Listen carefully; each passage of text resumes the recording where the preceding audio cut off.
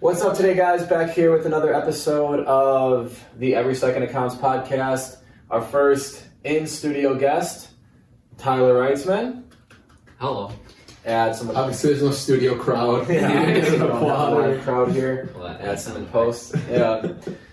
All right. Some of you may know Tyler from LinkedIn. Probably not. TikToker. Maybe. Avid TikToker. Tyler worked with Blank Slate Media when I started hanging out and getting to know Sam Lister some years back, and really even since we've continued to grow our relationship, and he's continued to now run into his own stuff. So on that note, I will elevator pitch over to you to introduce yourself. I'm Tyler, 19. Started my business career working with Blank Slate Media, as Sutton said. Since have transferred over into doing my own thing. I now do nationwide weddings, and on top of that, do my own personal weddings within the Milwaukee area. Occasionally we'll travel around if people are willing to pay for that.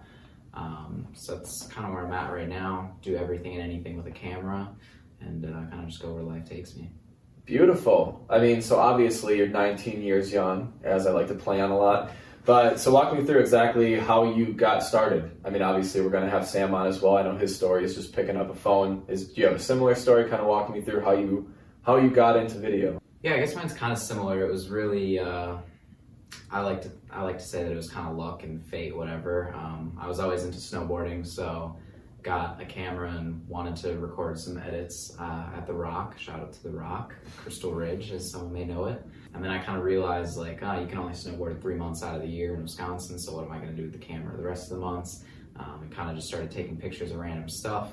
Finally, I had family members be like, oh, it's cool that you take pictures, you should come and take pictures of our party, you should take pictures, of my kid who's graduating, or whatever the case may be. And people started to pay me, $25, $50, $100, and I was like, oh, cool, I can make money with this. And at the time I thought I was really good. Obviously looking back, I was complete garbage, but started getting some nice paying gigs and realized I'm having so much fun with this. And I really didn't care what I was doing, whether it was parties, individual photos, taking pictures for the baseball team I did. High school, I took pictures for baseball, football, all the sports. They would all the players would individually pay me and stuff.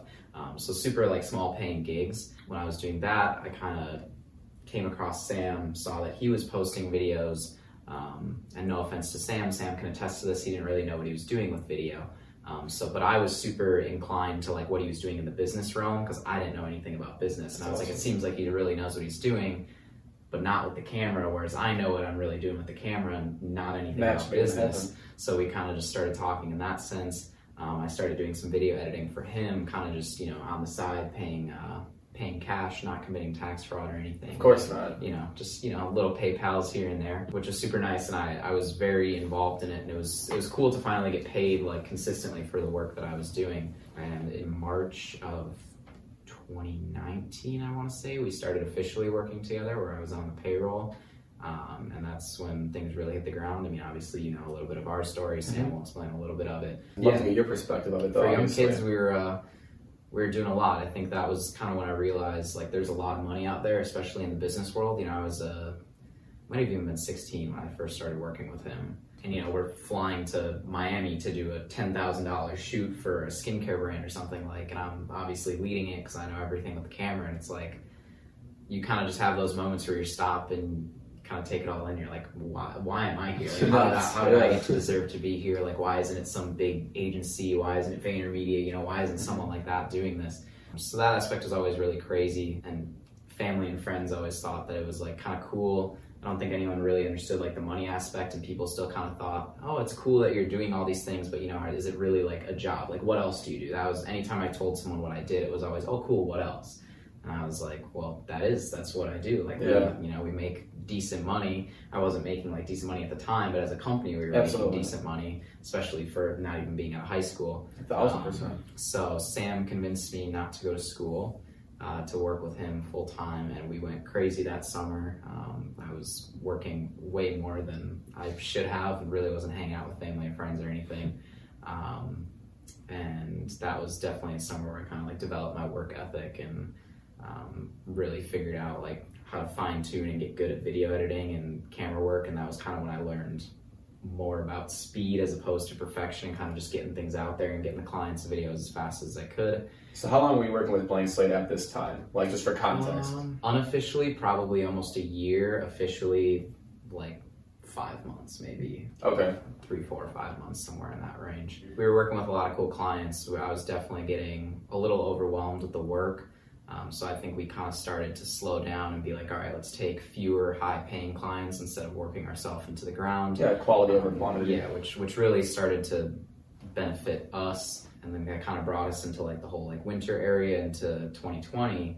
And we kind of decided that we wanted to go towards the experiential route. We wanted to work with, rock climbing, bowling alleys, bars, because the DNC was coming to Milwaukee. We knew that everyone was going to want to promote their business for all the experiential thing for the tourists coming in. Okay, I just want to pivot this for 1 second, because just so everyone watching it and so Sam understands what that is. He basically just said, end of 2020, we're going to go straight event and in-person based. End of 2019, beginning. End of 2019, beginning of 2020. Yeah. You can kind of see where this is. Yeah. Yeah. So obviously, knowing what we know now, not the greatest decision. And right as we had fine-tuned packages, what we were going to offer as far as deliverables go, and we kind of started prospecting and figuring out who we were going to go with, that was when COVID started. And at first it was kind of like, oh, is this going to be a big deal? Is this not going to be a big deal? At the same time, we started to get some remote editing clients, and we were like, okay, this is kind of nice, but we don't know if this is something we want to scale. We still want to focus on the shooting aspect, because that's what I love to do. That's what he likes to do. Obviously, no one just likes to, sit on the computer all day. Like, we'd rather do the fun stuff. So once we realized COVID was kind of get worse and stuff started closing, we obviously had no choice but to not offer that, because no business was going to be paying us for ads when they couldn't have people over there. So that's when we kind of decided to dive all into the remote video editing, which was very successful. I mean, we had obviously a lot of clients, but not very glamorous work, not super fun. So it got to a certain point where, we wanted to keep scaling that. Sam wanted to keep scaling that, and there was really no use for me, because we had built out our video editing team. And it kind of seemed like, in a sense, like I was in a cage where it's like, am I going to sit and edit, boring LinkedIn videos when I have the potential to do a lot more? Why would I just edit like these quick little 30-second videos? So him and I kind of just came to like the mutual agreement that it just didn't make sense to work together, and it kind of made sense for me to pursue my own things, which I just moved out of the house. Mm-hmm. All new expenses, never really had expenses before. Obviously, I had rent, car payment, car insurance, whatever, the whole 9 yards. I mean, had some money in savings, but it was definitely like a scary thing to... No, it's definitely a wake-up call. To go and do that on my own, but I think that was also kind of lighting the fire under me to, now I have to do something. It's literally being thrown in the fire. Right, yeah, I was thrown in the deep end for sure, and I think, the main thing that I wanted to get into for sure was weddings. Well, COVID also is kind of screwing up the weddings. Now, what I realized right away was the nice part with weddings is you're booking them so far in advance that you can get a retainer or a deposit, so you're still getting cash in. So I was like, I'm just going to book as many weddings for 2021 and 2022 as I can, and that's what I did. So I wasn't, basically all during COVID, I wasn't working per se, I wasn't going out and doing anything, but I was getting so much money coming in for my 2021 and 2022 weddings that it was keeping me afloat. So I mean, I had a pretty chillax work schedule. Would hop on a couple calls. That's still what I'm doing to this day. Just hopping on a couple calls every day, closing a couple clients, whatever, 2021, 2022, and even 2023 weddings at this point, and getting them all in. And that's once I started to get a lot of personal bookings. Like I have 36 for 2021 or something, way too many. That's not, I mean, that's crazy, by the way. It's a lot. I mean, to really put, so people think 36 for a wedding. I mean, yeah, you can only work. It's almost, people only work on weekends, so that's nuts. And that's not a single Sunday wedding, so those are all either Friday or Saturday. That's crazy. Mainly Saturday. So I mean, I have, starting next weekend, I have one pretty much every weekend until about October, which then obviously I left a couple off weekends just because I know I don't want to travel, do whatever, or Summerfest, whatever I want to do. But yeah, it's a lot, and that's kind of when talking to my coach, Jordan Ross, he kind of said you're booking a lot, you're obviously good at closing these deals, you know what you're doing when you're talking to the brides, you have great work to back everything up, why don't you start booking more deals and hiring other people to go shoot them? And I was like, all right, well that's a good idea, because then I can still edit them, or I can have someone on my team edit them. So it's basically, for people who don't know video, it's going to be about the same look then, as long as I'm editing it, or, someone who I've shown my style is editing 1,000%. I can have anyone hold the camera, and for the most part, it's going to end up looking the same. It just matters that the final product is through me. So I was like, okay, that makes total sense. You know, then I can reach out to people everywhere. I'm not limited on location. I'm not limited on the amount of weddings I can take per weekend, and I can just contract these people out, pay them an hourly rate, and they don't have to edit, which is in the video and photo world, that's like a blessing to not have to edit. That's the worst part of the whole deal for most people. So if I tell you, I'll pay you $125 an hour to shoot and not edit, they're like, sign me up. I'll do 20 every day. Absolutely. And I'm becoming the king of this, I think, for the first few episodes now that we've recorded, but of pointing out like the traits of entrepreneurs that really stand out, but that kind of we gloss over as we talk about. So when you mention being able to replicate a product, I know that's something that I personally struggled with, because that's the same thing, like as creators, or as, me not being in the creating space, but obviously being with accounting and being like, and having my own product per se, or delivery, I've always been super, super anal of no one else can put their hands on this, because I've got to be the one who sees it from the front, through the middle, and then through the delivery, because no one's going to do it as well as me. No one's going to, just be able to perfect the craft the way that I do. And since hiring employees, I've realized how arrogant and how wrong that really was. That I can obviously have my hand in the SOPs, like in the day-to-day procedures and in the methods and deliveries, and as long as the foundation is set and the instructions are in place, there are such talented people out there that you can replicate, whatever, that any strong entrepreneur can replicate those models that they build with other, really A, B, and sometimes even C players, depending on how well you can kind of, right the ship. Mm-hmm. So I think it's important that you kind of pointed that out, because I think so many people struggle at that point of, this is going to be too much. Where do and I know because I did it. Mm-hmm. It's going to be too much. I got so much work on my plate. I'm never going to be able to really scale this to where I wanted to, because I just don't have enough hours in a day, to where do I want to can I even take a weekend off? Can I take a weekend away? But I think it's important to realize that there are very, very talented people out there who can deliver, a pretty much a similar product, where as long as you have the right captain leading the ship, you can still lead to that same end goal without needing it to be your hands in every single step of the process. Yeah, I agree completely. I know I definitely felt the same way. It's hard to let go of your baby. It's hard to let go of the projects and things of that nature. But it's a lot of trial and error. When I first hire an editor, I pay them whatever their rate is, and I send them footage of a wedding that's already done. So whenever I send them any person that I onboard for the first time, they're not getting a fresh new wedding that's going to be delivered. They're getting something that's already been done, just so I can see kind of what they're working with. I just eat the costs up front. Maybe not super efficient, but I'd rather just, for my stress, I'd rather just do it that way and not have to, say, oh God, we have to deliver it in a day and it's a horrible video. So it's definitely weird giving up your projects, but I think, it's kind of just a cost benefit, whatever analysis there. You're looking like, how many more clients can I sign if I can put more people? Yeah, it's maybe not going to be 100% product of what I know that I can do, because I know that I'm, great at what I do. But if I can get 90% there, 80% there, the average person, especially in the video world, isn't going to see the difference. If you make a minor goof up in accounting, like, I know that it's not nearly the same, but they might not notice, like, if you take a couple extra days, that's okay. If you mess up a tiny thing, that's okay. You can fix it, whatever. And that's how I feel about my video. Like, if there's one clip that they want changed, or if they're like, I haven't had a single person that I've delivered a video to where they're like, God, this looks nothing like the videos on your website, because every video is unique in itself. So it's never going to look like something that they saw. It's a completely different wedding. It's going to be completely different lighting. It's a completely different weather, different venue. It's all different. So they're never going to get exactly what they see anyways. And if you ran into anyone that has an issue with that? I mean, some people are you talking about with the final product, or the process in general? With the thought of hey, I'm not going to be the one showing up, because with me, with some clients, as I transitioned them over to staff, I did have some clients that were like, nope, we want you doing it. We need you doing it. And for me, not to put an explanation in your mouth or anything, but if you run into it, what I would recommend is, I always look at it, no one thinks, it's so weird with small businesses, people have this weird, maybe weird's not the right word, but almost this attachment or expectation that, well, I'm working with a small business, so I'm going to be working directly with you, right? That's just the expectation.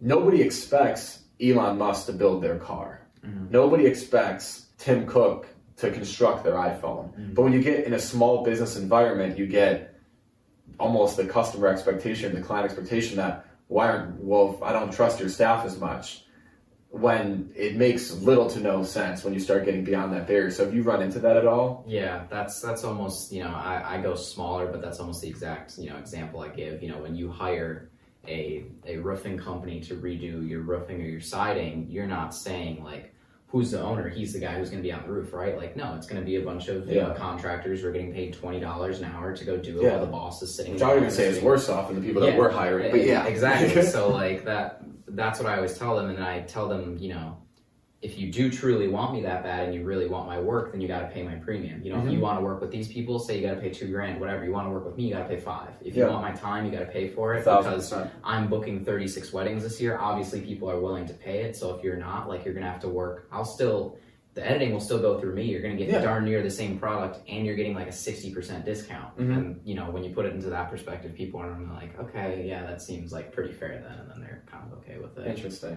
Interesting. So kind of, just because like that business model is one that's so interesting, because you talk about like deposits and like event based and stuff like that. How have you run into that scheduling and that planning and stuff like that? Because like that's something that's very foreign to me. Like I have a client, within that day I start working on their account. It's like, so with like out into the future, like how do you navigate schedule changes, stuff like that? Because when you were giving your explanation of work in the future and stuff like that, the only word that keeps popping in my head is deferred revenue. And spending deferred revenue and stuff like that, and like don't go in that boat. So how do you kind of navigate that? So like, because it's a totally different business. It's definitely a little bit alarming, but I know that within the wedding industry, obviously there'll be some instances that come up and there'll be some things that happen. But for the most part, the wedding is the one special day of theirs. Nobody wants to cancel it. Nobody wants to reschedule. That's not something that they're looking to happen. So they know that. Obviously it's different in a non-COVID world, but 99% of the time that's not going to happen. Nobody wants to suddenly get rid of their videographer or reschedule or anything like that. And like, I don't really allow that to happen. Obviously there's a bunch of stuff written in the contract. When you work with me, I give people the benefit of the doubt that all their money is fully refundable. So you book your date, whatever, say, August 28th of 2022. I normally get a 50% deposit. They'll give me that money, and then the other 50% is just before delivery. But that money really isn't getting paid or spent on anything, because I'm not paying the videographer until the work is done. So there's not huge risk in the sense of, if things get rescheduled or canceled or anything like that. I do have, in the contract, if the event is rescheduled, they still have to go with us as a first priority. They're not allowed to hire someone else. They either have to go no videographer, like with us, basically. Interesting. Not something that I want to take someone to court over, but it is in there, and I do explain that to people throughout the process. So of course, thankfully, even though I'm early on, I've never ran into something like that. I have ran into a couple people who reschedule. Sometimes I'm not able to get them the same videographer that they were originally had, or that they originally were having, and sometimes they just are completely moving areas, or because they're rescheduling, they don't have money to hire a videographer. I just send them their money back. So it's not like the most ideal thing. I know it's not 100% guaranteed when the contract is written that I'm going to get the money, but it's 99.9%. Of course. So I try not to lose sleep over it. Absolutely. Yeah. And like, even at that, it's just more of like a mindset thing of why I asked, not even for the accounting, because we can always talk about that, but more so just from the mindset of like, your revenue, you're basically planning future-based revenue, which is just a different business model that I don't think a lot of people start businesses that have that. Usually when people go into service, well, I do a service, I get paid for that service. It is, we're not scheduling, a year out or anything like that. It's usually pretty concrete that way. So yeah, it's the way I look at it, and like kind of like reaffirm myself, is I look at it as more of a payment plan. Like, this is guaranteed to happen, but you're just doing 2 installments of paying. So sometimes you use a firm pay and you pay over 12 months, you have to pay that back. That doesn't mean that you're going to give them all $200 right away. You might be paying $15 a month at a time, but if you're a firm or whatever company is having, whoever you're paying, they know they're getting that money. It's just not all coming up front. So that's the way I like to look at it, that, there's almost no chance that it's going to cancel or get rescheduled or anything like that. So I know, hey, that money will be there. I kind of obviously just keep track of all of it, and the CRMs and spreadsheets and whatnot, and know, hey, this person's paid this much, they have this much to pay left, and I can kind of always keep a running track of, this is how much we're owed, this is how much has already been deposited. So it's nice to, I still do a decent job of keeping track of everything. So no, I'd love to hear you talk more about really what prompted this business idea, because I'll build you up here. Like, I know there's a lot of avenues you could have taken your talents. So why this company? And yeah, I guess I'll start with that. I'd love to hear that. Yeah, I think in the younger, millennial and Gen Z generation, you'll start to see more of this, as you see from Sam, as you see from David Riggs, like people that are all kind of like in the circle that we work with. I wanted to build a business that I can remove myself from. I want a long-term goal is to have a huge business where I can check in 2 to 3 hours a week, hop on a couple calls, check with all the, the sales managers, chief operations, whatever, checking with all them, say, hey, what's going on? Give me the high, overview, what's happening. Cool. See you later. Yep. And that's my goal with that. So that way, because I have so many avenues and so many things that I want to do and so many things that I can do, I'll have the time to do that. I know that if I'm doing all the weddings myself and have 1 million weddings a year, every day during the week, I'm going to be stuck editing behind the computer. I love weddings and they're super fulfilling to me, but I know that Carnival Cruises hits me up and says, hey, we'll pay for 2 weeks and we'll pay you to go, make like a crazy edit there. Like that would obviously be a lot more fun and more fulfilling to me and kind of spin things in my own way. Or if I can go travel on my own and start a YouTube channel or whatever it is that I want to do, I just want to be able to keep those options open. So I wanted to, while I'm young, build a business that doesn't require a ton of my time. So obviously I have a lot of my own personal weddings booking me out for like the next couple of years. But I'm trying to stay pretty chillax on 2022 and 2023. So I have a lot of time to just do what it is that I want to do. Absolutely. So why weddings? Like, why was that the sector that you went into? Because obviously with video, with photography as a whole, you can take that a lot of different ways. So why wedding specific? I think weddings, the big thing for me is I'm a very like family and like relationship oriented person. Like I don't know how other people feel when they go to weddings, but like I don't care if it's someone that I don't know. It's everyone's, Absolutely. Everyone's having a great time. Everyone's got smiles. Like it's always a great day, and to experience, truly the highlight of a lot of people's lives, like, and be able to capture that day for them. You would think it'd be like a lot of pressure, but to me, it's just like an honor. Like it's so cool that they chose me to capture their one day. Like I know that everything is riding on me, but I don't feel pressure because I'm confident in my work. So it's more of like, this is great. Like, to me, it's prime time, bases loaded, 2 outs, like you're getting up there and, you're a good hitter, give me the at bat. I want that. And that's how I feel with these weddings. I'm like, trust me with your day. This is what I want to do. And coming from the corporate world and all the boring sit down interviews, like, yeah, that was kind of like storytelling, but that was obviously super boring. I don't want to hear 60-year-old Rich talk about his company and, tell me a bunch of mumbo jumbo that 2 people are going to watch on his landing page of his website. I would rather have something, where I can deliver it to the client. A lot of them are sending me messages or videos or whatever, and, they're bawling because it's been a month since the wedding and they haven't seen their photos or their videos or anything like that. And they're like, this is amazing, because when I'm delivering this to them, as you can tell, as you went through a wedding, like, you don't see what the audience is seeing. You're like, oh my God, I didn't even like remember that person's speech. I knew it was good, but I didn't really remember what they said. Like I was so focused on not messing up my vows that I don't even remember what I said. So to go back and hear that and kind of see like, see the wife's like eyes when you're saying that to, like, it's something that you just don't notice in the heat of the moment. People are so appreciative of the video. So that's just like a super fulfilling thing to me and just makes me feel really good. It's so far the only video avenue that I've found where it's giving me that fulfillment.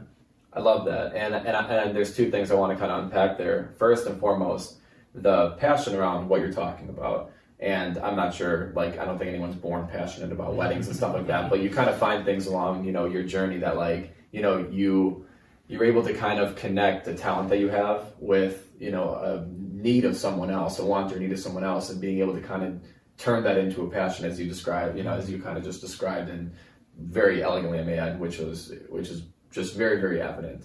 And I think that's something important that people have to kind of realize, that when you're trying to find, and we just did a video on it a few days ago, I think people get wrapped up in, trying to find my passion, or what do I love, or what do I, and I think, through, as you said, with you being a family-oriented person and that meaning something to you, and then you having, the video skills, the photography skills, and all of that, and being able to kind of mesh those 2 worlds and build something, such as this, where you're able to provide a value for other people and in turn build something for yourself, is literally the picture perfect formula for really building a company, in my opinion. And second in there, I think, is having the really having the mindset of those 2 points that you mentioned of the end goal of something that you're passionate about to get up and running, and then knowing where exactly you want to take it. And it's obviously never going to happen as, as easy as it is, Right. but knowing that what that North Star is something that I think is so crucial, because a lot of the time we all get started on things, and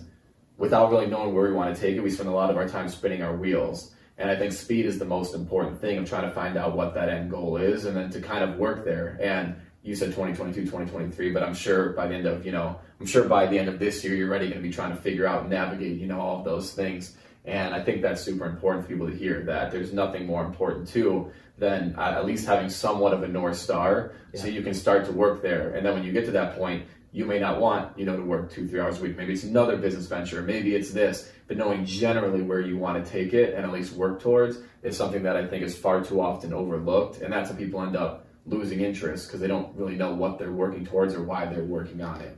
And a lack of direction and passion is really, I think, the biggest killer to anyone going into entrepreneurship. So yeah, I think that's super big, just to, like you said, know exactly what your North Star is and truly make sure, like, don't just sit down and get a North Star and say, oh, I think that's something that I'm super passionate about. Like, it genuinely has to be something that is going to wake you up in the morning, something that, you don't have to set an alarm for, something that you can think about in 2 seconds, and it's going to get you inspired for the day. Absolutely. I love that. So I think on the entrepreneurship front, I think that's where I wanted to, really take it. But with someone who has developed a skill by such a young age and stuff like that, and I think a trait that and a skill that's going to become, it's already ginormous. The video, the, social media, like that entire space is nuts.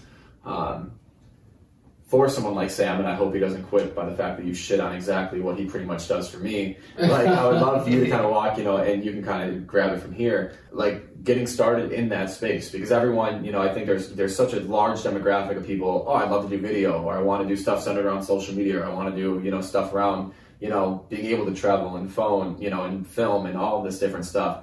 Kind of, where did you start? How did you start acquiring, those skills? And like, what would you kind of recommend for, someone like Sam, like literally who is, pretty, early on his journey of going into just that? Yeah, I think I definitely get like a lot of, I don't want to say like negative, like words from people or anything like that, but people kind of like scoff at the fact of where I am and what I'm doing at a young age, because it's like, oh, how did you skip past all the crappy stuff? How did you? But like, I didn't. I've had a DSLR since I was 12. This is my 7th year doing photo and video, so it's not like I haven't done it for a long time.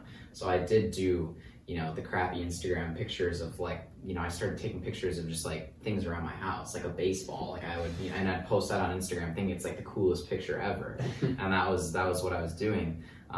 So for me, it was a lot of, like, I was super, super excited to learn. And I feel like that's super important with anything that you're doing. You have to be a learner. There's still to this day, there's never been a point where I'm like, I know it all. I feel very confident that I can teach people and that I can help people out, and I'm more than happy to do that. I love helping, when someone buys a camera or something and they're like, I don't really know how to use anything. I'm like, oh, cool. Like, I'd love to give you, like you've been fucking with Sam this whole time. I'd love I was like, I'd love to give you like a 10-minute rundown or, show you a couple tips that can quick start you. Because obviously within any industry, there are those things where sometimes it's hard to find on YouTube, or sometimes it's hard to find on Reddit or anything like that. It's truly trial and error. There's a lot of things where there's going to be little mistakes that you have and you're like, oh, I shouldn't do that. And so if I can help teach people things that I went through, that's super important to me. So I think genuinely the biggest thing for me was just always learning things. I was watching a lot of YouTube videos. Before I started working with Sam and before I actually had work, I would bring my camera everywhere with me, especially like when I was traveling and stuff, and I would make a video every single time I went somewhere. I never posted a single one. Crappy on my part, wish I would have, but I have them all on my computer, or at least like I started the edits. A lot of times I didn't get through like finishing them, but because I would get like halfway through, I would go do whatever for a couple weeks. I would learn a couple more things, and then I would go back to that project and I'd be like, well, this sucks because now I know this, this, and this. Yeah. So it's a constant improvement. Now I've gotten to the point where I can finish a project because, if I'm learning things now, it's kind of minuscule. I'm not learning, I'm not taking huge stepping stones as I was before, just because there's only so much left to learn. It's all tiny stuff. But that was so big for me, was the repetition and just genuinely creating with everything that I could. That was why for, I don't even know, were you on the baseball team when I made a hype video? Or no, probably not. I don't know if you were in high school yet. I went to, You were probably 12 when he was in high school. Probably. Jesus. But I went to varsity games because I didn't make varsity. I was in my freshman year, and I was like, I still like the sport a lot. I'm like, you know what, I'm gonna use my camera and I'm gonna make like a cool video. For me, it was always a thing. Everyone likes cool pictures of them. Everyone likes cool videos of them because it's not something that you normally get. It's kind of like, I'm not a model, so how am I going to get these pictures? So people are very appreciative when you give them that. So that was always like an excuse for me. People wanted to hang out with me. People wanted to shoot with me because I would offer them free stuff. I would offer them free photos and videos.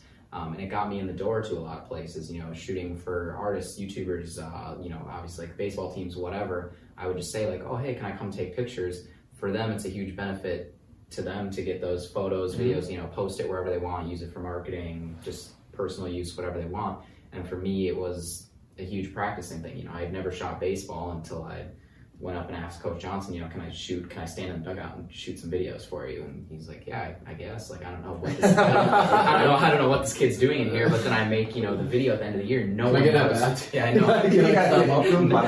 No one knows what I'm doing. But at the end of the year, I post it, and he's like, oh, was that like yours? Like, that's what you were doing here the whole time? And I'm like, yeah. And everyone's like, holy crap! Like, that was really cool. And same thing with going like into like the music route. I hit up artists and I say, I'd love to hear some of those stories, by the way. Yeah, for sure. Like, music is very hard to get into. So I would start at, The Rock. I would go to The Rock when they're doing their Saturday night concert series. There's maybe 10 drunk moms dancing on the dance floor. There's like 3 crappy lights set up and, some cover band, which, not to discredit them, a lot of them were great, but not ideal shooting conditions. Of course. But I would go up there and I would kind of like talk to them before the show, or like even during the show, kind of like go up to like the drummer or whatever and be like, do you guys care if I take like some pictures or whatever? And they'd say no. And that was how I got my start with that stuff. I would go to Saloon at Calhoun, who has a little bit nicer setup indoors, so I got used to shooting in the darkness. And it really was, again, just testing out all my equipment, figuring out, like, sometimes I would go to these concerts, I would shoot the photos and I'd be like,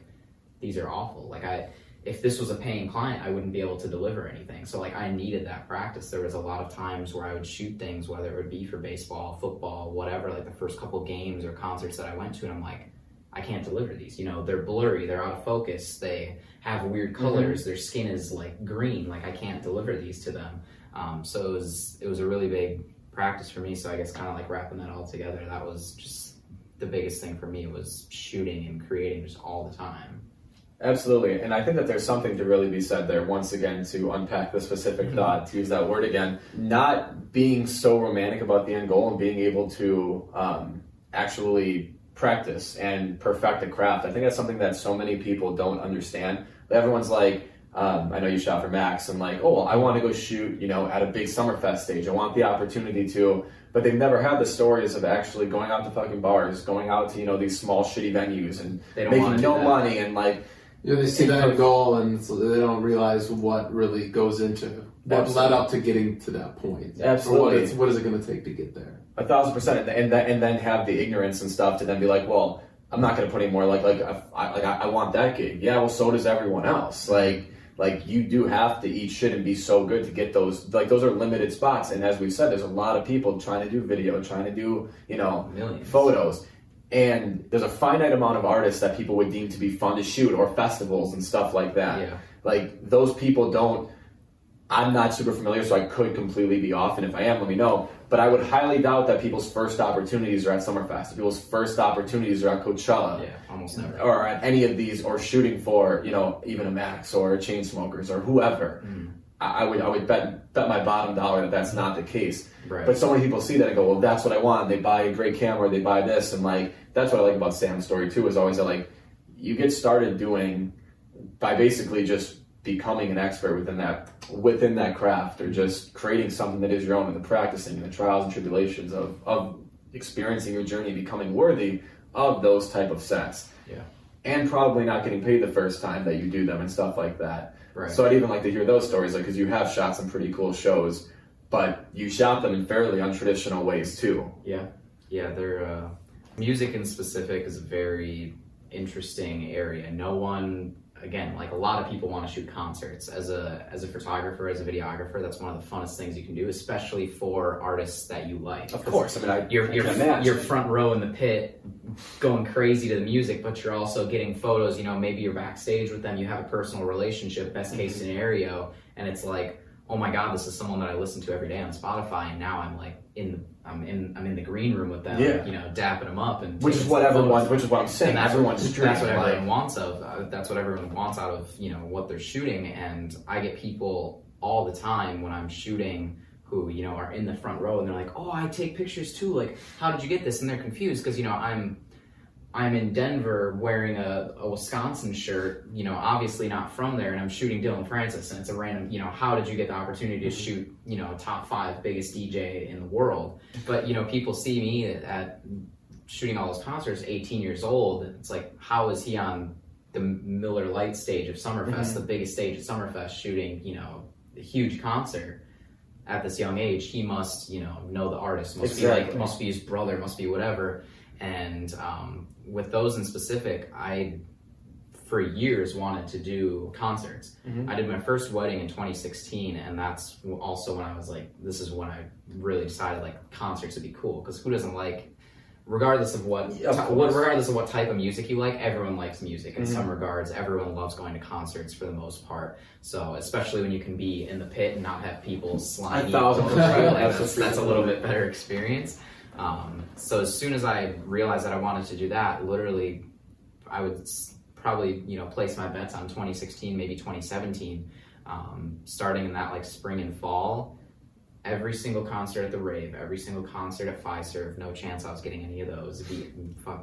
Bradley Center at the time. Yeah. No chances getting any of those. Turner Hall, Summerfest, State Fair, even, like all of those, I would message every single person that was coming into Milwaukee that I like remotely wanted to shoot. Most of the time I just messaged everyone. I'm going through their Facebooks, their SoundClouds, whatever, to find their management's email. I'm checking, you know, who is their manager, going to their specific management pages, and I'm emailing them. I'm trying, you know, 10 different templates of emails because I don't know what's going to work. You know, do people like the short and sweet emails? Do people like the long ones that are sentimental? Most of the time, probably not. Some crazy A/B testing at a young age. Like. And I literally never got responses. I would occasionally get a no, but like I was so hyped to get a no because they responded. At least they fucking saw. In my eyes, that was those emails, they weren't getting those. Right. People were receiving those. In my eyes, it's like, okay, that template works. So then I would use those things. I would begin to like tweak that, and I kept going with all those. I would DM the artists. I would DM. You know, I'd say, hey, I emailed you 5 days ago. Did you get it? And obviously they wouldn't respond to that most of the time, but literally probably sent out thousands of emails. I can go into one of my old emails and click send, and you just scroll through, exact same subject line, just the artist's name has changed and the date has changed. 1,000%. Exact same emails, and just scroll through just hundreds of thousands of emails. And it wasn't until Summerfest of 2019 that I got my first response that was yes. It was with Party Pupils, which is Max and Ryan's duo. Pretty small in the music world. They're decently large in EDM world. A lot of people know them and respect them. But Max, I mean, right. by his lonesome as a pop artist. Yeah, Max by himself is huge. A lot of people, when they find out that he's with Party Pupils, it's like, oh, like that's sweet. I didn't know Max was like a part of that. I figured he just like. I didn't until you told me. Yeah. So super cool, but they had just kind of signed up for Summerfest late. Some artists canceled, and then they ended up coming in. So I was like, all right, whatever. I'll shoot my shot. I'll DM them. Told them that, you know, I'm from the Milwaukee area. I've shot for Summerfest venue like quite a few times, so I know it very well. I know like the conditions, the ins and outs, which was a total lie. I'd never have shot at Summerfest before. Scummy on my part, whatever, but it got me the gig. No, hey, get you in the door. Right, and I was taking senior photos I was getting my own senior photos taken, and, you know, phone buzzed. We're walking to the next place, checked it, and he, you know, says, yeah, sure, like we'll get you in for a pass. And I was like, sick. What was your reaction at that point? Because I imagine it's got to be a fucking happy dance for 1,500 emails to get a yes. I was genuinely starstruck, but before I could even like feel happiness, my first thought was like, I don't know what that means. Like, he said, cool, like you're in for a pass, but I told him I know everything about the Summerfest process. But I didn't. Like, so do I still have to buy a ticket? yeah, so what do you mean? that's what I was thinking. I was like, Pass for what? Yeah, I was like, do I have to go to the ticket office? Do I go to like the main office? Do I go to his hotel and we're riding in the car there together? So I literally had no clue what it was. Luckily, my aunt works for Summerfest, so I was like, okay, I can call her. I'm like freaking out. I told like the girl who was taking my senior photos, I'm like, we got to take like a 5-minute time out here. I got to figure this out, because it was that night.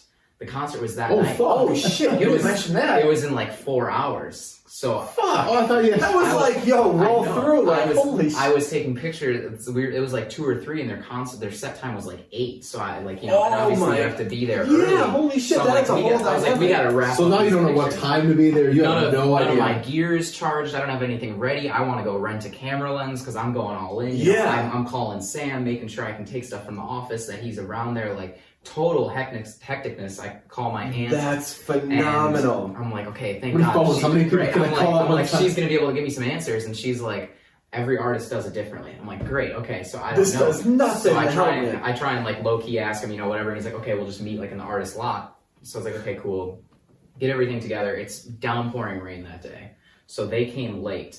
And everything was all kind of confused. He's like, yeah, we haven't left the hotel yet, blah, blah, blah, blah, blah. So I only knew of Max. I didn't know who Ryan was, didn't know what he looked like, anything like that. So we're sitting in the artist lot, and me, Ryan, his artist like manager or whatever, tour manager, and like the like security person who schedules like the vans to bring you backstage, we're all standing there. I didn't know it was Ryan. He said like, oh, we're going to be coming in like a Lincoln Navigator. I know my cars. I was like, all right, I know what that is. And they ended up coming like a Nissan or something. So they come out. I have no clue who he is. We're sitting there shooting the shit for like 10 minutes. And they're like, okay, like, it's nice talking to you guys, but do you want to get in the van? And he's like, we're waiting for our photographer. And I was like, okay, this is weird because I'm waiting for my artist. I was like, are you Ryan? And he's like, yeah. Are you Tyler? And I was like, yeah. Shut up. So we were just sitting there talking, and we had no idea who the other person was. we gotta get going. It was like a funny little like first way to meet each other. And I was like, oh, like, why isn't Max here or whatever? Because obviously,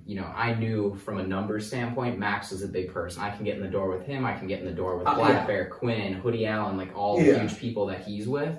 So I knew that was a huge opportunity and door to open. So I was like, oh, like Max isn't here, what the heck? So I asked, and he said, he was doing radio promo for one of his recent songs, but he'll be there later in the week, which I didn't know. So I was like, oh, like, can I shoot that too? And he's like, yeah, I don't see why not.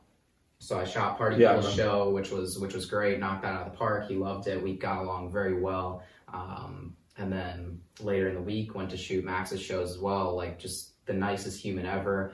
He's like, Ryan spoke highly of you. And you get some crazy shots from there, by the way. I should link those in here. Had some great photos, and that's what's funny about that show in specific, was shot that show.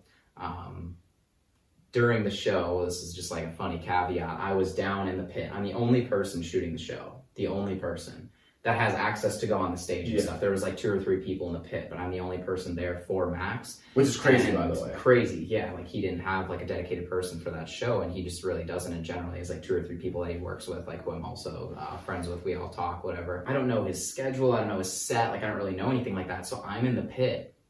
Summerfest stages are like really tall, like probably like 8 feet high. Like, they're 7-8 feet high. It's not something that you can just, there's 2 steps and you get up. And I'm in the middle, and it's hard to go around. You got security guards on each side, obviously making sure that people don't jump the fence, anything like that. And he goes, all right, let's take the crowd photo. And I'm in the pit, and I'm like, oh my God. And I don't have any settings ready because it's a completely different picture, like, facing him and all the lights. 1,000%. How coming now, you got the sunlight. I literally, I had 2 or 3 cameras on me. I drop both of them, just let them there, and I fly down. I don't even know how. I've had crazy hops, jumped up on the stage, got it, bam, bam. Great pictures, yeah, it was whatever. Huge. So funny caveat, but we, talked after the show, really nice guy. Didn't get his phone number, gave me his email. So, it's like the one step that was missing. I was like, okay, he doesn't trust me all the way yet. So I know that there was another step in the door. I was like, maybe I can blow his socks out of the water with these pictures. So I sent him the pictures on Instagram DM or email or whatever it was. No response. And I was like, okay, all right, that's kind of weird. No response.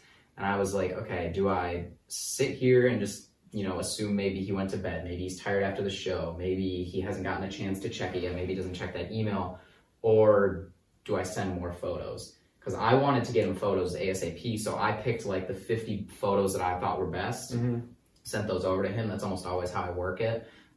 Send the photos that I think that they would post, and then I was like, all right, well, I guess I'll look through like the other ones that I didn't like. I when you're editing, you can rate your photos on stars, like in the software. So I have 5-star photos, I have 3-star photos, and 1-star photos. Like I normally don't do anything with the 1 star, so I was like, I'll send them the 3 stars, like ones that I'm not as happy with, but still great pictures. And I sent him those ones, and instantly he responds to those like, yo, these are great, I love the second batch. So he literally like, I guess just didn't like the first one, but I was like, thank God I sent the second ones. How crazy is that too, by the way? I wouldn't have had any credibility with him. Like I think he just didn't really like, not that they weren't good photos and he said that, but it just like wasn't his style, wasn't what he wanted to post. So like he had no use for them. So I was like, holy cow, like thank God I sent these. And we always remained in contact, never had the phone number or anything like that. And then getting into the story that we talked about a couple days ago, I knew I'm still 1 step away from being like bros with him. I'm still 1 step away from being close. I was like, I need to shoot another concert. So I saw that, I followed him on Instagram, obviously. He's, no offense to Max, he's not the greatest at posting. He's a lot better now, but at the time he was like, it would be super random, like, oh, hey, I'm in Detroit this weekend. I'm in Ohio this weekend. So it was that day where, I don't know if I just didn't see anything earlier or what it was, but he posted, hey, concert in Indianapolis tonight. And I'm like, Indianapolis is pretty close to me, 5.5 hour drive. It's not pretty close to you. It's, I mean, like, okay, close relative, enough where I don't have to fly. But I just want for people. Relative to us in Phoenix right now, it's close. Yeah, like, but a drive. Yeah, 5.5 hours. Yeah. About. So assuming I don't hit rush hour or anything like that. So it's about 11 a.m., noon, somewhere around there. This concert's at like 6 or 7, maybe 8. So not much time. Had I wanted to go down there and go to it, I had about an hour and a half to 2 hour like leeway time. So emailed him in the morning as soon as I saw that he posted that, because the email is the only form of communication that I had. I'm like, great, he's not going to check his email on a show day. Like, emailed him and said, hey man, I'm in Indianapolis. Obviously I wasn't, I was in Milwaukee. Again, with the jokes. And said, well, I should say the first email was, I said like, I'd love to shoot the show. And he said that they don't want to, since it's day out, they don't want to pay for airfare, knowing that no one's going to get to the show without flying. And so then that was when I rebutted with, no, I'm in Indianapolis. Like I also stay here, because I knew, I was like, I'm not losing this chance. And I figured like, there's no, like, I got to guilt trip him into it. Like, he had already said like, that was his only reason to say no. It was the only cap. It was like the only like stipulation. So I was like, all right, well that's fine, because I'm not there. Kind of just whatever, sales 101, handling objections. And I was like, yeah, no, I'm in Indianapolis. Like, let's do it. And he's like, oh, like, okay, yeah, for sure, I'll get you on the list. And I'm like, crap. Like, again, I gotta get the fuck same in. situation. Don't have any of my camera stuff ready. I don't remember. I definitely had plans that day, whatever it was. I'm like flying around the house. My mom's like, what are you doing? I'm like, I'm going to Indianapolis. See you later. Like, she's like, what are you talking about? I'm like, I'm shooting a concert. Yeah. So, and for everyone else, like, this was an arena show.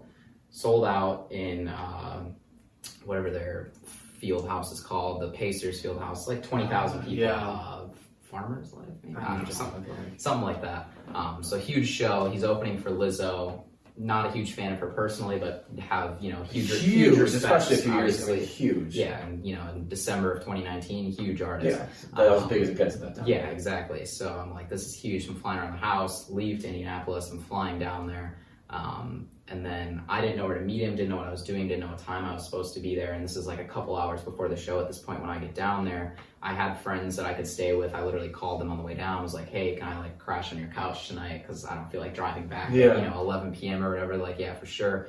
But I didn't want to go to their house beforehand in case they needed me right away. Because they live about like 40-ish minutes away from the stadium. So I wanted to be there. So I literally picked the restaurant that was right next to the stadium. And I just sat in there for hours. I ordered food, and I was like, I gotta be ready. I gotta be on standby. Yeah, just like when he says jump, how high? Because he gave me his tour manager's number. He's like, here, he'll text you like when it's whatever. And he said, good thing I was there, because he's like, hey, where are you? Like, can I get you in 10? I'm out like grabbing Ryan or whatever.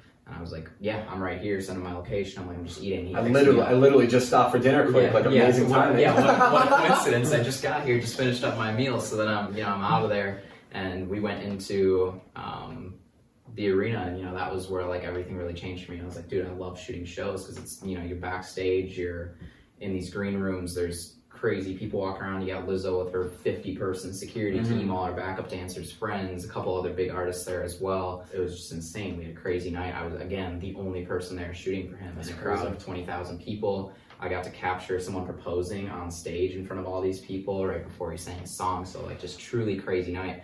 And that was the night where we had like a very heart-to-heart, and he's like, dude, like genuinely any show you want to come to, like just shoot me a text, gave me his phone number. He's like, we'll get you there, like you're part of the family now, like any show you want to come to, you're here.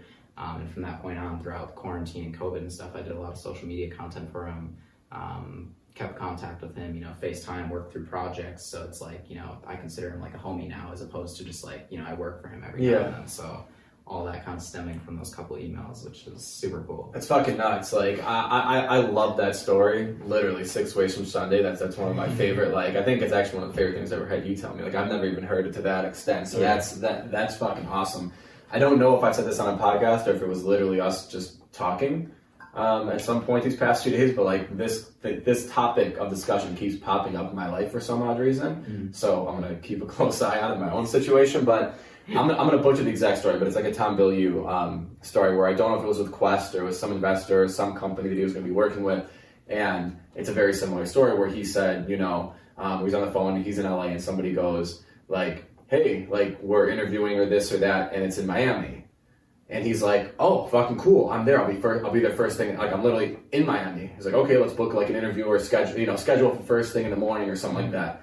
And he's like, I wasn't gonna miss that opportunity or let them talk to other people or this or that. He's like, I'm gonna be there first fucking thing in the morning. But yeah, so I don't know exactly like what the story is, but at the end of the day, it's basically like, you know what? Yeah, I'm fucking there, because when opportunity presents itself, if not physically, like you have to be there, and like you physically have to then show up, and that's just it just shows work ethic, it shows tenacity, it shows I could name 1,000 very typical describing traits of what you described, but I really hope people hone in on what you just said, because it's literally showing up when opportunity is there to present itself. Yeah. And you could say that opportunity is, lucky, or you could use words to describe it, but it's like the more you put yourself out there for potential opportunities, when one does come your way and you're there to step up and take it, that's literally the epitome of what I believe, that's the epitome of how I believe you'll find success.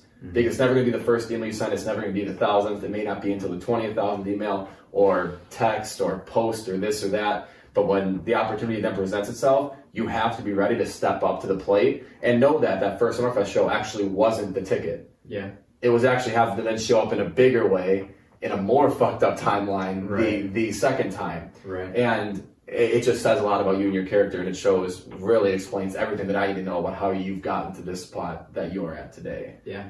So people don't do it. I mean, again, same thing, people front row, whoa, how did this young kid get there? Like a lot of photographers that I know, and like I know a lot of great photographers, great people, like all, love them all to death, but like they just won't do that. And I had the same thing with Ryan again, where in February, right before COVID hit, so Max's show was in December, so 2-3 months later, I saw that he was going to be in Chicago. And I was like, oh, well, Chicago's right next to us. And I was like, oh. Actually, next door. Yeah. This one's actually an hour drive. Yeah, actually close. But I was like, oh, like, it'd be cool to shoot that. It was a grand opening for a new venue. I was like, that'd be sick. He's opening for Dylan Francis. And I was like, well, he's also opening for him the night before in Denver. It's a back-to-back show. So I was like, okay, well, like, I want to do that. So I, texted him, hey, like, I want to shoot that show. And he's like, dude, I'm going to be honest, literally getting paid nothing for this show, like basically just covering our flights, because he was like the third opener, like he wasn't, he was getting paid nothing, and he's like, I don't even have the money like to get you out here, or like pay for a hotel or pay for your time. He's like, I can give you like $50, $100, like we're not getting paid anything for this. He's like, he wasn't even bringing he normally brings a sound guy, it was just him traveling, like that's crazy. He didn't have anyone. So literally no budget, like, he wasn't pulling my leg, like he was being genuine. And I was like, I don't care. I booked the round trip flight out of O'Hare to Denver, hotel night in Denver, hotel night in Chicago. Back to Chicago. It was like $500 for the weekend, and I didn't get paid, but I did anything I could to have that opportunity there. Yes, not everyone has the money to do that, or maybe the freedom to do that, but also the money that you've earned building that type of like right. But like, it's not like $500 was $5 to me. Like that was a pretty penny, you know, that was a pretty chunk of change. Yeah, I definitely know what you were making. To do that, that's not something that a lot of people are willing to do. Like, I genuinely didn't get paid, but you know, that night led to great times with him. Shot a crazy show, did water shots with Dylan Francis, was a huge DJ, you know, connected with other photographers and stuff that were there. 2 insane venues. I just gotta cut you off because did you mean water shots as in like use your 12? Okay, sounds good. Yeah, I didn't know if that was something he did at the show. No, I didn't know if like Steve Aoki throws cakes at people. Fucking cake. I don't know if he's doing water or something. Which I also shot a Steve Aoki show, so that's even cooler. Yeah, but okay, it's cool. So. But okay, so it's water shots. Good, sounds good. So we're another plan here. The networking there and the ability to connect with those DJs and stuff, you know, wouldn't happen if I didn't pay for that flight, and that's not something that a lot of people are willing to do. So I definitely encourage that, especially in the photo video world, but really any world. Like, I'm sure, you know, if you wanted to get an accounting client and they said, you know, sorry, like we want to meet with someone in person, whatever, I know you booked the next flight out to go do it. Like, that's just something you either have or you don't have. You either do it or you don't. Like, and people gotta be willing to. Sometimes, you know, I didn't have a direct ROI of shooting that show. I didn't get money because of COVID. It didn't get me my next client, but I know that I'm bros with them now, and when shit is back together, I'm right there for them. If I want to shoot their show, there's no questions asked. I'll be there. They'll be happy to have me. So there's, you know, sometimes it's not about having a direct ROI on things. Absolutely. So, I mean, I have one more question, but was there anything you wanted specifically? I mean, obviously being in the video space now, that you'd want to ask. Lay it on me. Yeah. Even if it's specific to video or anything. I mean, mainly, like, I guess for you when you started, I mean, you started out so young, you brought up like learning and delving into actually learning the process, photo, video, you name it, through YouTube. Did you have anyone like in person that you actually like, or was it all just through like video and just trial and error, you on your own figuring it out? Because I really don't think you can, if you have someone who knows what they're doing, like having that in person teaching, because then it's literally you get on spot feedback of what you're doing, what you could be doing differently. So how was that like learning process for you? That's definitely a big help to have someone in person, and like I realize that now, and that's why I'm like so happy to go help people. But the reason why it took me so long to get to where I was, not that it's like the longest time ever, but you know, it was 7 years in the making, was because I didn't have someone. I didn't have a mentor per se who was helping me. I went to a lot of like community like photo meetups and things like that, so I worked with a lot of other photographers, but you know, I didn't want to sit there and ask, you know, while they're trying to have a good time, I didn't want to have a million questions for them or say, oh, what's this with this. So I did my best to ask questions where I could, but a lot of it was kind of just faking it until you make it. And it definitely would have helped a lot to have someone in person, but I think a big part for me was I always like to relate it to, you know, they say when you want to learn a new language, just to turn on like a Spanish TV channel and you'll just kind of start to pick it up because you'll see what they're doing. And that's how it was for me. Like, I just made sure that I was in an environment with a lot of photographers, a lot of videographers, a lot of people in that space. I never saw people as competition. I always made sure like, yo, I want to collaborate with you. Do you want to do a shoot together? Can I come to your studio? Can I check out your office? Like, what are you doing? What's working for you? What's not? That was definitely always the biggest thing for me, was kind of just making sure that I was in that environment, and always never being ashamed to be the worst person in the room.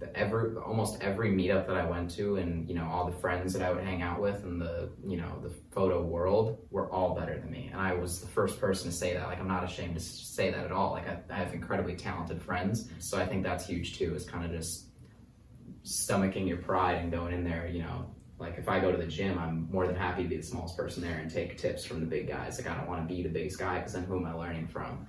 So that was always struggling. Being the biggest guy. Yeah, it's so hard. So, I mean, literally, I didn't mean to cut you off if that was, like, I'm honestly, like, I think we hit on so much shit that, like, I usually have a few, like, I'm gonna fucking kick myself. I'll think of one, like, in 30 seconds, but like, I didn't want the pause in here.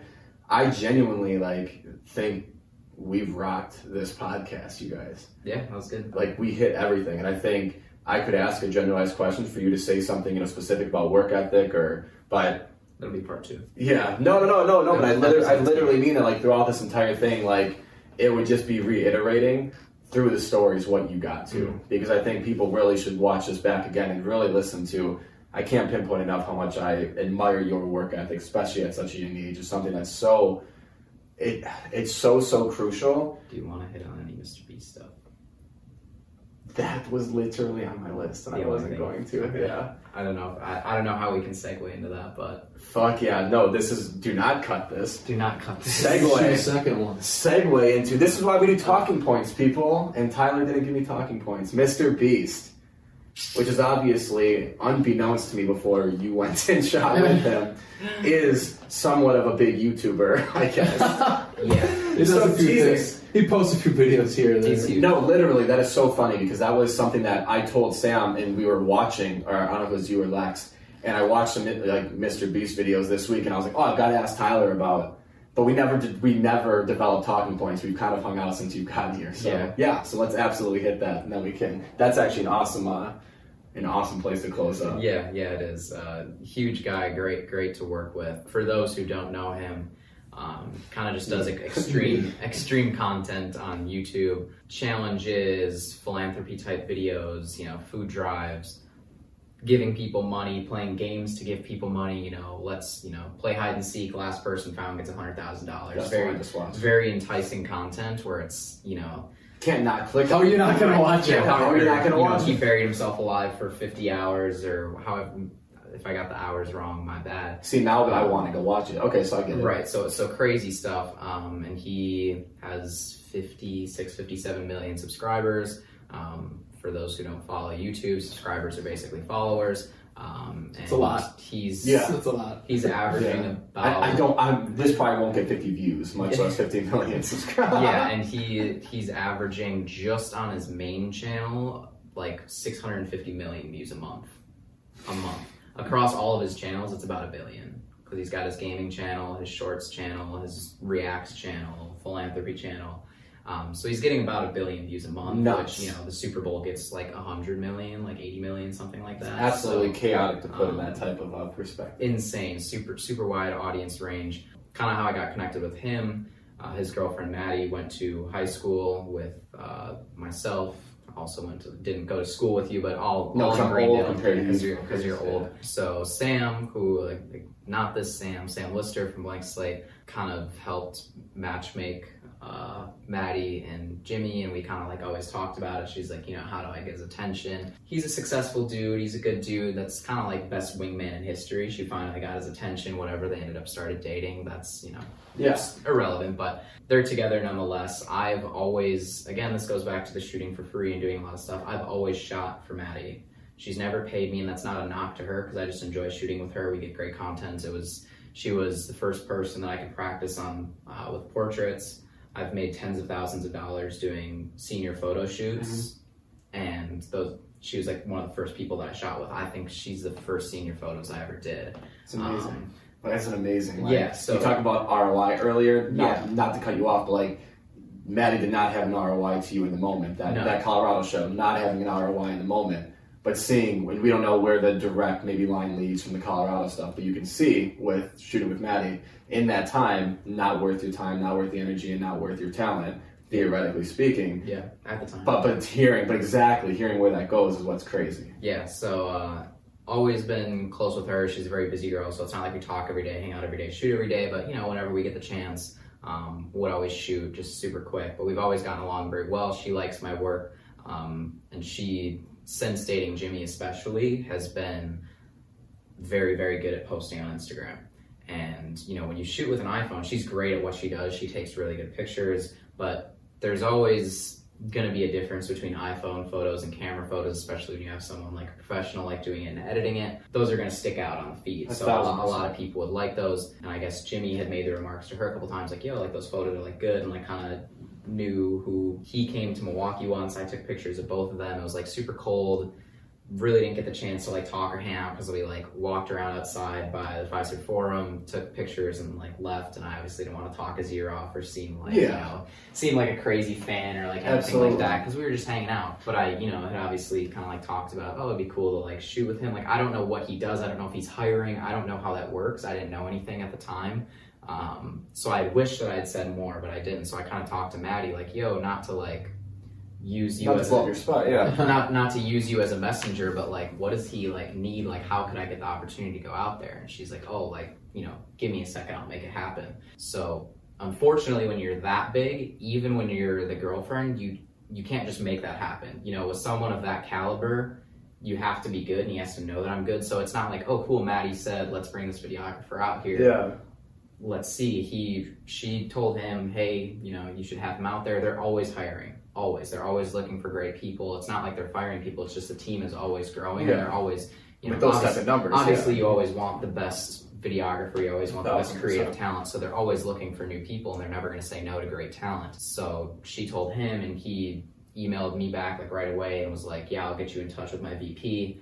And I was like, okay, like, I don't know what that like kind of means. He's like, if he said in the email, like, just very short, like, if he likes your work and resume, he'll respond. If not, you're not going to hear anything. And I was like, okay, well, good to know. Yeah, at least I'm getting that back. Yeah, good to know up front. But I was like, oh shoot, like I kind of thought it was going to be like, oh yeah, let's call and like you like want like I'm going to be flying out tomorrow. Yeah, I didn't think I was going to have to go up to bat. I thought I was getting intentionally walked and had right away. So that was news to me. But literally within a couple minutes, he checked out. I had a couple videos like on my website, just a small little portfolio, just in case anyone ever asked. And he said like, great stuff. Like, let's hop on a call. Don't know how much I want to throw him under the bus. Obviously he's a very busy guy. Took us a long time to get on the call. Mm-hmm. Moral of the story, it took us a couple weeks to get on the call. We were playing phone tag, whatever, schedule a time, cancel, reschedule, whatever. Finally ended up getting on the phone, and he's kind of like, what do you want to do? What are you looking for? Like, what opportunities are you looking for? Kind of talks about all that, and then came to an agreement that this was, I want to say it was like a Thursday. So just kind of keeping that in mind. He's saying, we'd love to have you out here, very, very, very explicitly on the phone, saying that it's not paid. Again, I was like, okay, I'm okay with that, because they're basically giving me this opportunity. Like, it's not like they put out an application or anything like that. Like, they're just throwing me a bone and they're seeing what I can do. So they covered everything, they paid for everything, but I wasn't getting paid on top of that. So hotel, flight, all that was paid for, food, everything like that, all reimbursed. But I wasn't getting paid on top of that, which wasn't a huge deal to me at the time. But this is, again, a Thursday, and he says, so, when do you want to come out here? How long do you want to come out here? And I was like, obviously me not wanting to miss the opportunity, I'm like, it's up to you guys. Like, if you want me out there tomorrow, I'll be out there tomorrow. If you want me out there in October and that works better, like, I'll make it work in October. And he said, okay, how does Sunday sound? 2 days. And I was like, okay, Sunday, like, whatever, I guess I'll just have a random, like, week vacation. So I'm like, yeah, Sunday would work. And it was, say like the 28th or something like that. He's like, yeah, sure, let's do like the 28th to the 29th. And I was like, oh, like a day? Like, come on. I was like, yeah, so like flying back like the next day. And he's like, no, the following month. And I was like, oh my God, a month? So like I was literally, moving states for a month. Yeah. But of course I wasn't going to say no instantly. No. I didn't even hesitate. I was like, yeah, for sure, let's do it. Book the flights, send me the details. I had no preferences, no nothing. Like, I didn't get to choose anything with booking. They just sent me all the details. Here's where you're staying, here's this. And I'm like, oh my God, go out there. Won't spill, too much of what I did out there. Obviously not allowed to say a lot of this stuff. But crazy working with a team out there. A bunch of super talented people. Was really worried that it was kind of going to be like, yo, this guy didn't earn his spot here. This, he doesn't deserve to be here. There's a lot of older people there, 25, 26, like, not to say that they're older, but older than me. If I'm put in older category, oh my God, no. I'm 24, so I'm still good. I'm 24 still, so I didn't like that. In my eyes, people who have like earned their spot and just older than me, so I know like, okay, maybe they have more credibility or whatever the case may be. But when I was there, when I think of, I'd never really known what company culture was or how you can just feel great being at a place and all the employees are positive, and it's fucking real. That's what it was. Yeah. When I went out there, every single person was checking on me. Are you having a good time? Can I get you anything? Do you need to know where anything is? Can I give you a ride to the hotel? Like, it wasn't just like one person who they were like, yo, make sure Tyler's okay. It was every person going out of their way to make sure that I was good and that everything was okay. That's amazing. And I was like,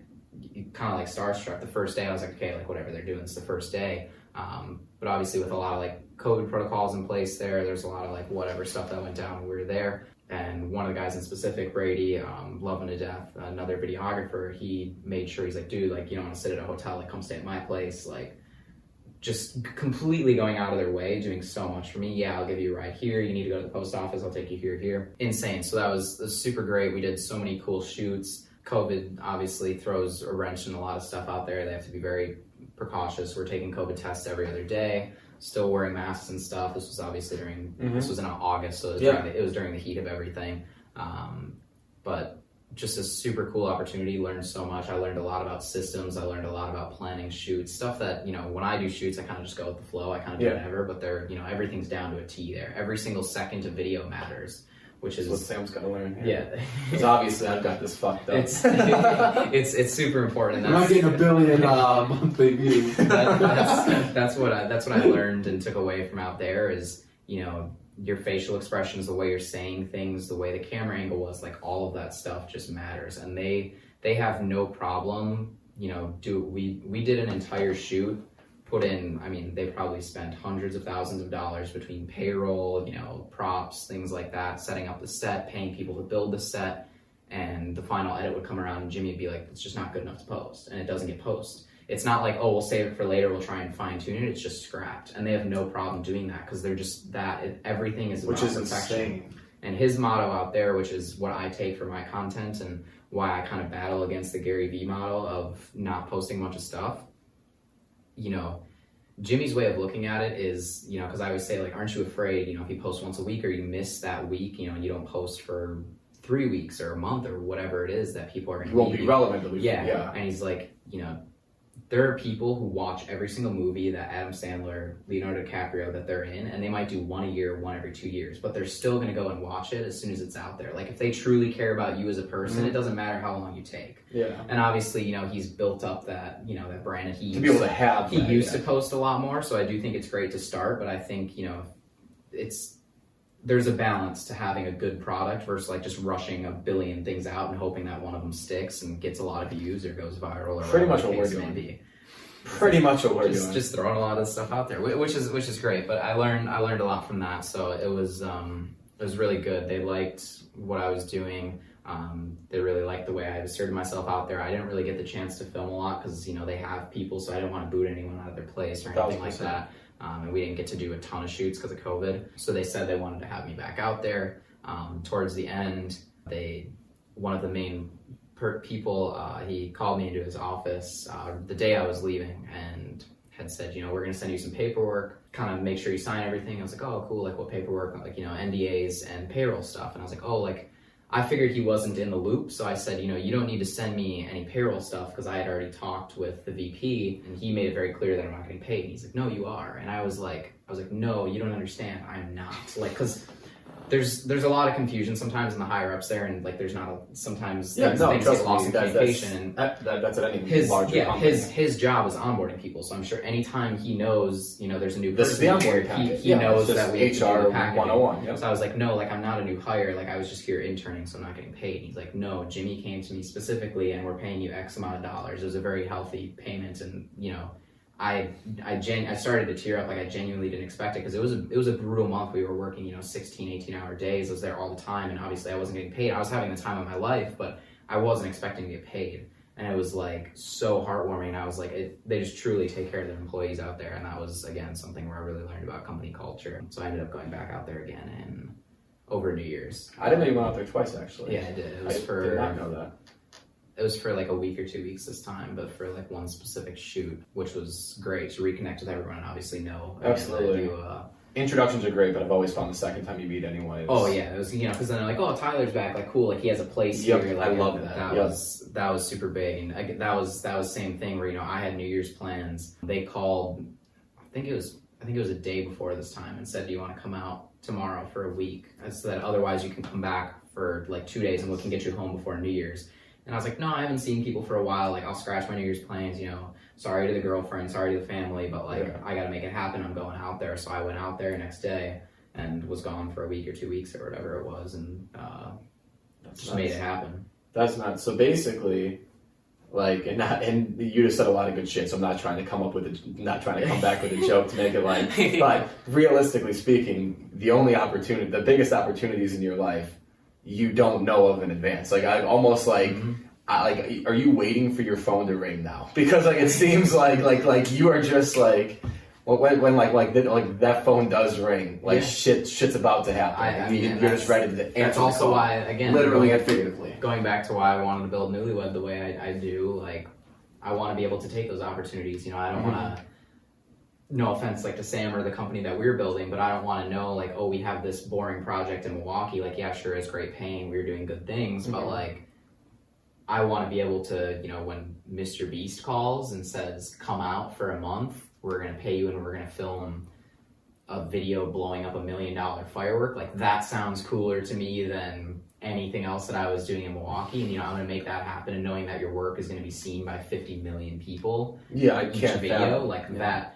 Being on a project of that scale, like that's insane. You know, that's like filming a Super Bowl commercial. Like that's the things that everyone's watching. Like it's so highly sought after. So yeah, I definitely, you know, sometimes I'm waiting for the phone to ring, but I'm also always making sure that I'm building new connections. So that way I'm giving the chance for more people to ring my phone. So that way I'm not just waiting on a couple opportunities. No, 1,000%. How instrumental, you know, was that work on your journey? Because I think so many people overlook, like, we know that there's grunt work involved. We know that there's shit work. I mean, I saw it in my own career, obviously, like through my first really 3-4 years of accounting. I basically strictly grew my career taking on tasks that the higher ups at whatever companies that I was working for didn't want to take, just so I get more experience under my belt. But that meant I never got the fun tasks, or, you know, the tasks that people work towards and that everyone wants to do, the CFO type level stuff and whatnot. So, but how did the grunt work, you know, really impact your career?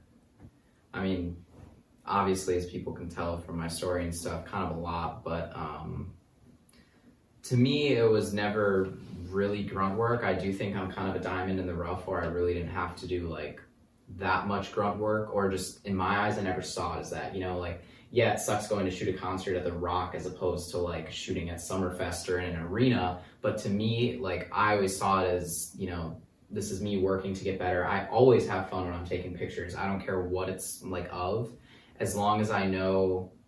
The stuff that sucked was when I had to do client work that was really boring. You know, people are sending in 30 revisions. That's when I would really get down on myself, because it's like, why are you having so many revisions? This is what I like. This is what I thought looked good. That was the stuff that was hard for me. But doing all the free stuff and the stuff that wasn't necessarily work, like taking pictures of Maddie, you know, going to the Rock to do concert photos and things like that, I always did my best to never see that as grunt work. Like, yeah, it wasn't glorious and I wasn't getting paid for it, but I genuinely always saw it as a stepping stone. And I always knew that, you know, maybe one more concert at the Rock isn't going to get me there. Maybe I'm going to have to do 20, but I know that every step that I'm taking it's getting me closer. So it's instrumental. And I know that, you know, unless you're the one in a million, you're almost going to have to do grunt work to get to where you want to be. Pretty much everyone's going to have to. But I do think there's a balance to that. And I do think, you know, why I stopped working with Sam, you got to know when it's time to stop.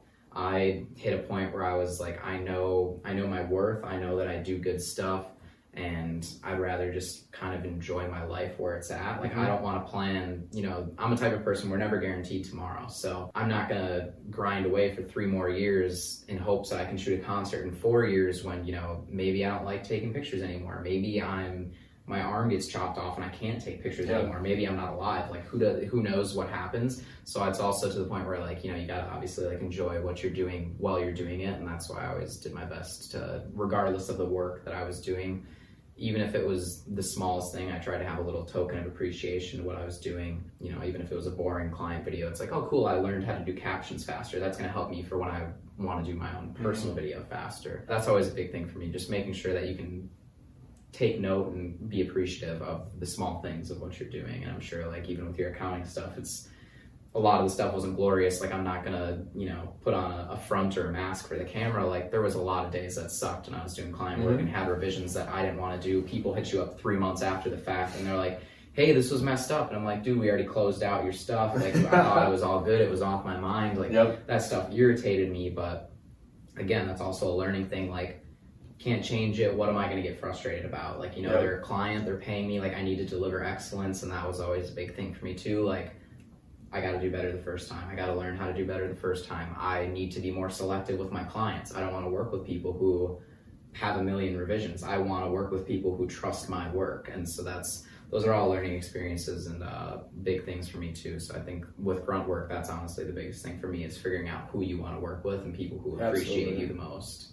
Absolutely. I think you hit the nail on the head. And, as you were talking, I was thinking of a few different, things to kind of say, but I think the perfect way to close that up is literally, it's where we started with it, which is passion. Yeah. Like, when you have that passion and the want to get better at a craft and perfect something that brings other people value that then appreciate it, and it's a cycle. And at the end of the day, it's bar none really finding something that can complete that cycle for you, because it's never going to feel like grunt work. It'll never feel like shit work, because you're constantly enjoying the journey. Right. And yes, there are shit days. There are days that are going to, that are days that are going to knock you the hell out. And it's going to feel like, why am I doing this? But then another part of that cycle is going to drive you back into it the next day. Yeah. So it's never going to be, it's never going to be, there's never going to be one day where it's just this, never ending loop. But one day the passion is going to carry you. The next day, the, perfecting the craft is going to carry you. The next day, it's going to be bringing someone else value. The next, it's this never ending cycle that I found to be, the more that we continue to talk with people, really crushing it, such as yourself, in this, in their respective spaces. There's these specific traits that I'm really seeing really exemplified. Mm-hmm. And it's just a testament to you and your work ethic. And I'm super pumped that we had this conversation, because I think, if nothing else, even if no one ever watches it, like, I genuinely love this conversation, and it helped me more than you know, and I'm sure Sam would echo the same. So thank you so much for being on. I'm sure this will not be the only time that we have you on this shoot. I tremendously appreciate it. And also, great job. Fuck, I'm closing this up with one other thing. Literally, you flew out here for this. Yeah. We're like the same fucking point we've been making when his phone rings. I literally said, I texted you saying, do you want to be on the podcast? And you were like, yep, sounds good. And I was like, all right, when are you available next week? And I sent my calendar link, and he's like, why don't I just do it in person? I haven't seen Arizona or whatever, or I haven't visited you in Arizona yet. Done. Sounds good. And you're on a flight the next weekend. Yeah. No fucking better way to close it. Thank you for being on, Tyler. I appreciate it, Sam. As always, thank you. And thank you guys for watching. I look forward to talking with you again soon.